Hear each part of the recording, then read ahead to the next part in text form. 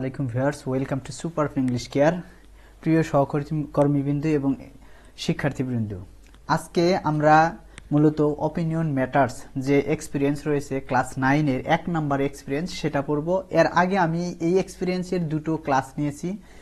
আপনারা যদি ওই ক্লাসগুলো না দেখে থাকেন তাহলে আমার চ্যানেলে গিয়ে ওই দুটো ক্লাস দেখে ফেলবেন এবং দেখলে সুবিধা হবে। আর আজকে আমরা কি অপিনিয়ন্স এবং ফ্যাক্ট সম্পর্কে যে পুরো বিস্তারিত জানবো। এই জায়গায় 1.3.1 দেখতেছেন আপনারা। নাম্বার 1 হচ্ছে এক্সপিরিয়েন্স নাম্বার 1 এবং 3 হচ্ছে লার্নিং সাইকেলের যে 3 নাম্বার স্টেজ রয়েছে সেটা, অর্থাৎ এটা হচ্ছে অ্যাবস্ট্রাক্ট কনসেপচুয়ালাইজেশনের পার্ট। তারপরে হচ্ছে অ্যাক্টিভিটি 1। এখন এই জায়গায় দেখব কি দেওয়া আছে। Let's read the following note to know more about facts and opinions. মানে নিচে নোট দেওয়া আছে ফ্যাক্টস কি ওপিনিয়ন কি। আমি কি করব, এটা পড়ার পর মানে একটা সংক্ষিপ্ত আকারে একটা ছক দিয়ে দেব। ওইটা দেখলে আপনি অবশ্যই বুঝতে পারবেন যে কোনটা ফ্যাক্টস এবং কোনটা ওপিনিয়ন। আশা করি শুরু থেকে শেষ পর্যন্ত ভিডিওটি দেখবেন এবং তারপরে আপনি দেখে অবশ্যই ভালো লাগবে এবং কমেন্ট করবেন। এখন আমরা আগে দেখি কি দেওয়া আছে। নোটটা দেওয়া আছে কি, ফ্যাক্টস অ্যান্ড ওপিনিয়ন্স। নোট কি দেওয়া আছে, an important part of reading comprehension is determining a fact and an opinion in a text। মানে সবচেয়ে গুরুত্বপূর্ণ পড়ার একটা বিষয় হচ্ছে, কম্প্রিহেনশন পড়ার একটা বিষয় হচ্ছে কি, কোনটা ফ্যাক্ট এবং কোনটা অপিনিয়ন এটা কি করা, নির্দিষ্ট করা অথবা আইডেন্টিফাই করা। The difference between facts and opinion is essential. মানে এটা খুবই গুরুত্বপূর্ণ, কারণ ফ্যাক্টস এবং ওপিনিয়নের মধ্যে পার্থক্যটা খুবই গুরুত্বপূর্ণ, specially when working to support an argument in an essay. মানে একটা এসের আর্গুমেন্টকে সাপোর্ট করতে এটা খুবই গুরুত্বপূর্ণ। ফ্যাক্টস আর statement that can be objectively proven. এই যে এই জায়গায় কিন্তু একটু বলে দেওয়া হয়েছে কি, ফ্যাক্টস হচ্ছে এমন বিবৃতি that can be objectively proven, যেটা কি করা যাবে, প্রমাণ করা যাবে। অবজেক্টিভলি মানে হচ্ছে নিরপেক্ষভাবে অথবা বস্তুনিষ্ঠভাবে, যেটা রিয়েল মানে আসল যেটা, সেটা অ্যাকুরেটলি কি করা যাবে, প্রমাণ করা যাবে। ওয়াইল অপরদিকে opinions reflect personal and subjective feelings. অপরদিকে কি, আমাদের যে অপিনিয়ন অর্থাৎ মতামতটা কি প্রকাশ করে, রিফ্লেক্ট মানে প্রতিফলিত করা, পার্সোনাল মানে ব্যক্তিগত, এবং সাবজেক্টিভ মানে হচ্ছে বস্তু নিরপেক্ষ নয় যেটা। তার মানে কি, অথবা এটা ব্যক্তিগত সেটাও বলা যেতে পারে, অথবা এটা হচ্ছে ব্যক্তিনিষ্ঠ, ওটা হচ্ছে বস্তুনিষ্ঠ আর এটা হচ্ছে ব্যক্তিনিষ্ঠ, মানে ব্যক্তির উপর ডিপেন্ড করে, পার্সোনাল ফিলিংস অথবা সাবজেক্টিভ ফিলিংস। এখন ফর ইনস্ট্যান্স মানে উদাহরণস্বরূপ, when writing about a story someone might write something like, মানে এরকম ভাবে লিখতে পারে, the author did an awesome job writing about the main character. এখন এইটা যদি বলেন তাহলে কি বলা হচ্ছে, the author did an awesome job মানে অসাধারণ কাজ করেছে, writing about the main character, main character কি করতে, লিখতে। However, this statement would be an opinion because the idea that the author's job was awesome is subjective and may vary depending on the reader. এটা বলা হচ্ছে এই যে এই সব স্টেটমেন্ট অথবা বিবৃতিটা হচ্ছে কি অবশ্যই অপিনিয়ন। কারণ হচ্ছে এটা দেখেন বলা হচ্ছে ওয়াসাম জব। এখন একটা জিনিস কিন্তু একজনের কাছে ওয়াসাম লাগতে পারে আর একজনের কাছে ডিসগাস্টিং লাগতে পারে, সেই কারণে এই জায়গায় বলা হয়েছে যে এই ওয়াসাম হচ্ছে কি একটা সাবজেক্টিভ ম্যাটার, এটা ব্যক্তি টু ব্যক্তি ভেরি করে, অর্থাৎ পার্সন টু পার্সন ভেরি করে। সেই কারণে বলা হচ্ছে it may vary depending on the reader, মানে রিডার টু রিডার, পাঠক টু পাঠক এটা কি হতে পারে, পার্থক্য হতে পারে। সেই কারণে এটা হচ্ছে কি অপিনিয়ন। এরপরে হচ্ছে instead the same person might write something like, মানে ওই ব্যক্তি কি অপরদিকে ব্যক্তিটা লিখতে পারে এরকম ভাবে। কিরকম ভাবে, the author used several metaphors to describe the main characters effectively. এটাও যদি বলে যে অথরটা কি করেছে, ব্যবহার করেছে সেভারাল মেটাফোর্স, বিভিন্ন ধরনের কয়েকটা মেটাফোর ব্যবহার করেছে, to describe the main characters effectively, মানে ওই যে প্রধান ক্যারেক্টারটাকে ফুটিয়ে তোলার জন্য কিছু মেটাফোর ব্যবহার করেছে।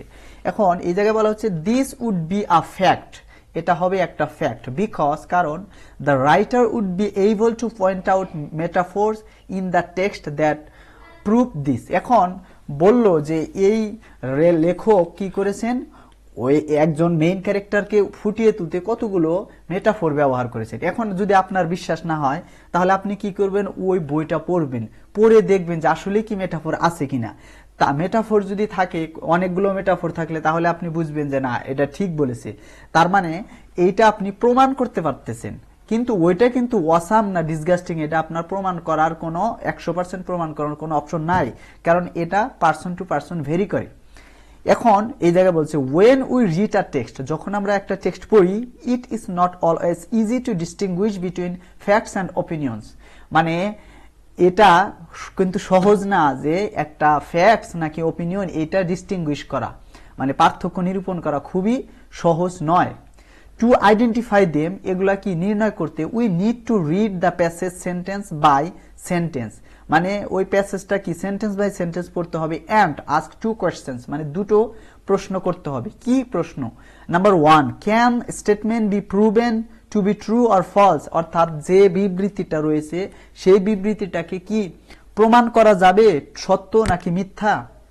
নাম্বার 2, 2 নাম্বার কোশ্চেন হচ্ছে does the statement express the author's personal beliefs, ideas or emotions about the topic, অর্থাৎ ওই টপিক সম্পর্কে বক্তার অথবা লেখকের মানে personal feelings, beliefs, ideas, emotions এগুলা প্রকাশ করতেছে কিনা। এখন দেখেন যদি প্রকাশ করে কি হবে আর না করলে কি হবে, এটা অবশ্যই বুঝতে পেরেছেন।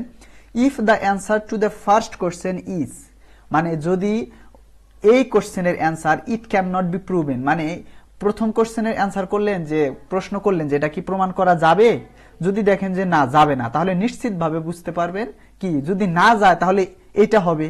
তার মানে যদি প্রমাণ করা না যায় তাহলে পার্সোনাল ফিলিং হবে, পার্সোনাল ফিলিংস হলে কি হবে, অপিনিয়ন, এটাই বলা হচ্ছে। And the answer to the second question it does, মানে এটা না পারলে তাহলে এটা পারবে। Then the statement is an opinion, মানে এটা হবে মতামত। অন দ্য আদার হ্যান্ড, অপরদিকে if the answer to the first question is it can be proven, যদি এইটার 1 নাম্বার প্রশ্নের উত্তর যদি হয় যে হ্যাঁ প্রমাণ করা যাবে, তার মানে যদি এটার উত্তর ঠিক হয় তাহলে এইটা ভুল হবে, তার মানে এটাই বলা হচ্ছে and the answer to the second question is it doesn't, মানে যদি বলেছি আমি যদি একটা উত্তর ঠিক হয় তাহলে পরেরটা তো কি হবে, উত্তর হবে না, তার মানে যদি এটাই ঠিক হয়ে যায় তার মানে দ্বিতীয়টা না হবে, তার মানে যদি দ্বিতীয়টা না হয় তাহলে প্রথমটাই যেটা হবে দেখেন then the statement is a fact, তার মানে এই স্টেটমেন্টটা হবে কি ফ্যাক্ট। তাহলে এরপরে দেখেন you can also look for certain cues, মানে কিছু ক্লু রয়েছে, কিউ রয়েছে, সেই কিউজগুলো to distinguish between facts and opinions in a text, মানে একটা টেক্সট ফ্যাক্টস নাকি ওপিনিয়ন এটা বোঝার জন্য আরো কিছু ক্লু রয়েছে অথবা কিউ রয়েছে, সেগুলা দেখে আমরা কি বুঝতে পারবো কোনটা ফ্যাক্টস এবং কোনটা অপিনিয়ন্স। এখন দেখেন এই জায়গায় কি দেওয়া আছে, authors often use the following ways to write a fact, মানে ফ্যাক্ট লিখতে অথর সাধারণত কি করে, লেখক কিছু পদ্ধতি অবলম্বন করে, তার মধ্যে হচ্ছে দ্য রিসার্চ কনফার্মস। এখন একজন লেখক অনেকগুলো রিসার্চ মানে গবেষণা করার পর অথবা গবেষণার কিছু উল্লেখ করার পর সে বলবে কি দ্য রিসার্চ কনফার্মস, মানে কনফার্ম করে, নির্দিষ্ট করে যে ড্যাশ ড্যাশ ড্যাশ, এরপরে লেখা বলবে। এরপরে হচ্ছে সেকেন্ড হচ্ছে it is recently discovered that, মানে এটা মানে কিছুদিন আগেই ডিসকভার হয়েছে, আবিষ্কার করা হয়েছে যে। আবার রিসেন্ট ফাইন্ডিংস রিভিল দ্যাট, সে কিন্তু বলতেছে না সরাসরি আই ফিল অথবা আই সাপোর্ট, এটা কিন্তু বলতেছে না, এটা কি বলছে তার অবশ্যই ডকুমেন্টস আছে সেই অনুযায়ী বলতেছে, মানে তথ্য সংগ্রহ করে সেটা প্রমাণ করার চেষ্টা করতেছে। অ্যাকর্ডিং টু সোর্স, যেমন আমি যদি বলি অ্যাকর্ডিং টু অ্যারিস্টটল যদি বলি তার মানে হুবহু তার উক্তিটা আমরা দিয়ে দিব, সেই ক্ষেত্রে কি হবে, সেটা হবে কি ফ্যাক্ট, কারণ যেটার উক্তি দেবে, সোর্সের উক্তি দেবে, আপনি কিন্তু ওই সোর্সটা মানে বের করে আপনি প্রমাণ করতে পারবেন যে আসলে ওই লেখাটা আছে কিনা, যদি থাকে তাহলে বুঝবেন যে সত্য না মিথ্যা, তার মানে ওইটা হচ্ছে, সেই কারণে এইগুলো যদি থাকে তাহলে এটা হবে কি, এটা হবে ফ্যাক্টস।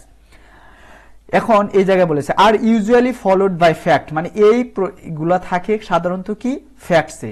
হাউএভার যা হোক it can also introduce an opinion, it is important to know that the source of the fact should be credible and trustworthy.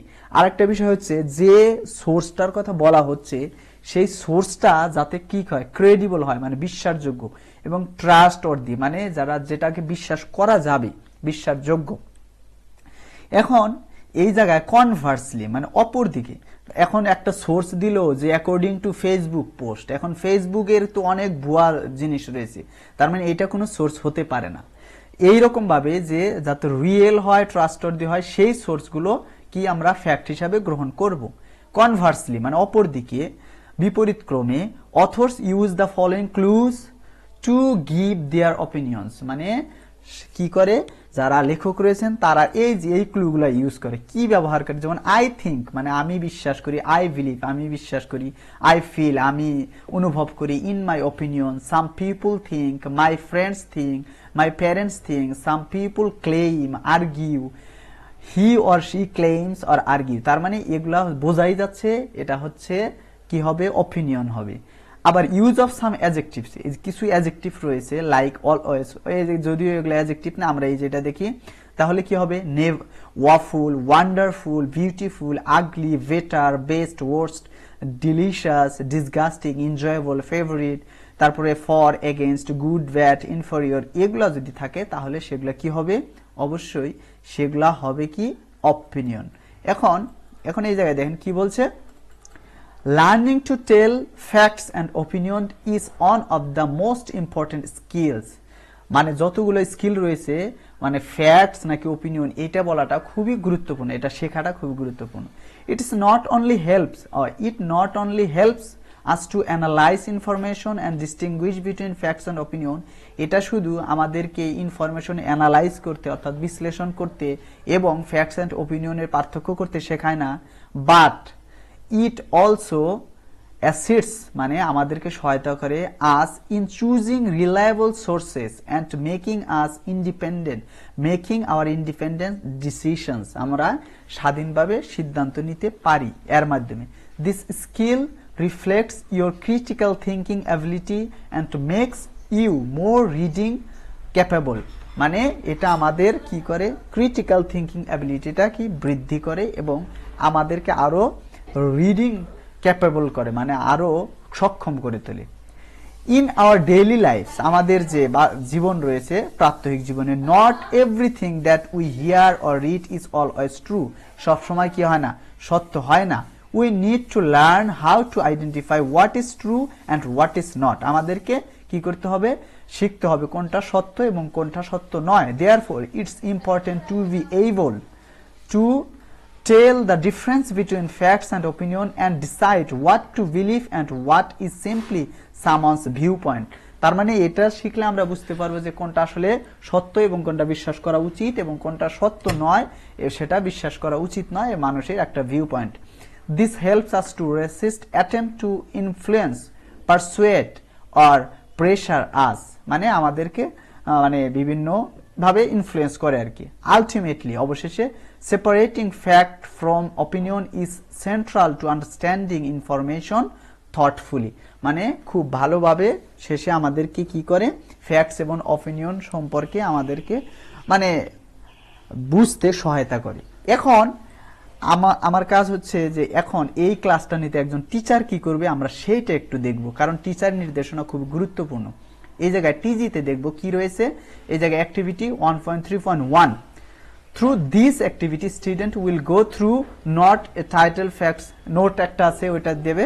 এখন আমরা বলবো ইনস্ট্রাকশন কি, arrange students in small groups or pairs, মানে teacher শিক্ষার্থীদেরকে পেয়ারসে অথবা গ্রুপে বিভক্ত করবে। তারপরে ask them whether they know about the differences between facts and opinions, opinion এবং ফ্যাক্ট সম্পর্কে তারা কিছু জানে কিনা। এখন এই জায়গায় আরেকটা নির্দেশনা দেওয়া আছে, আমরা যারা টিচার রয়েছে তারা কি করতে পারি, you can give them some newspapers and ask them to identify which pieces are facts and which pieces are opinions, বাস্তব কিছু একটা নিউজপেপারের ধরেন ডেইলি স্টার অথবা বাংলা নিউজপেপার যদি নিয়ে যায়, তাহলে ইংলিশ নিউজপেপারের একটা পেজ যদি নিয়ে যায়, ওই জায়গায় দেখেন কিছু নিউজ থাকে যেগুলো ওপিনিয়ন দিবেন কয়েকটা গ্রুপকে, মানে টুকরো টুকরো করে দিয়ে তাদেরকে জিজ্ঞেস করবেন এটা কি ফ্যাক্টস নাকি ওপিনিয়ন, এটা আর কি বলা হয়েছে। 2-4-5 মিনিট দিয়ে তাদের আর কি ধারণা দেয়া, ক্লিয়ার ধারণা, এটা বাস্তব অভিজ্ঞতা অর্জন করবে।